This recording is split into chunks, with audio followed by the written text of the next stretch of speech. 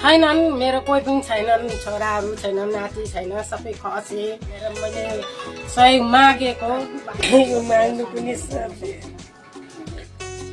अब यति टोयलेट खोलाइ अब धेरै दिनको लागि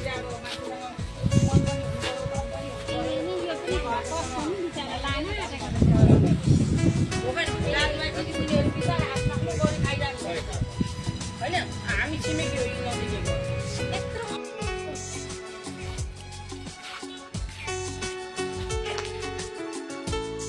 र आज फेरि एकपटक उहाँको घरमा अस्ति पनि आएको थिएँ र फेरि आज आएको छु। चन्द्रकला भुजेल उहाँको पिरमाका भनेको यो घर जीर्ण अवस्थामा छ र अब भित्र पुरै भित्ताहरू ढलिसकेको छ र भित्ता पनि ढल्ने अवस्थामा छ र कुनै बेला पनि चोरको पनि आक्रमण हुनसक्छ। एउटा सानो दोकान छ, दोकान घरमा यस्तो यो दोकान सोकान यहाँ रहेछ। यहाँ बिजोग छ अवस्था है, छ नि बिजोग। हेरौँ न, टाटी साटी सबै झल्न आँटेको छ। उयो कुनाकाट अब त्यस्तो भएछ, गर्न सकिँदैन। साँप पनि पस्छ कि अस्ति आएको थियो त साप आएको थियो। सबैतिर छ धुलो। तर मैले टालटुल गरेँ। अस्ति यहाँ बिजुली जलेर सबै तारहरू पनि यहाँ सबै गरिदिए केटाहरूले नै। अवस्था पुरै बिजोग छ होइन। यसै तिनको टाटीमा बस्नुभएको छ। अब सबै चुन छ बाबु, चुन छ यो सबै।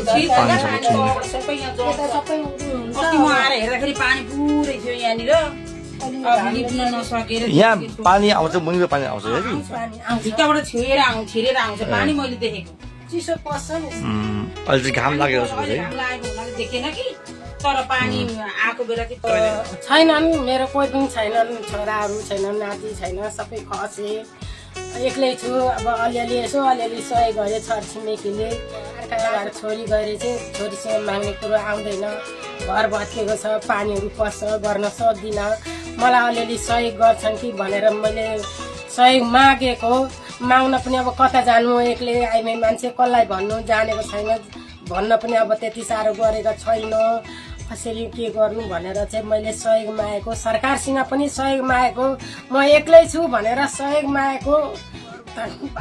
माग्नु पनि हुन्छ दिदी। अब ठिकै छ, तपाईँलाई होइन कसरी हुन्छ सहयोग तपाईँले माग्नुभएको छ, हामी प्रयास गर्छौँ ल।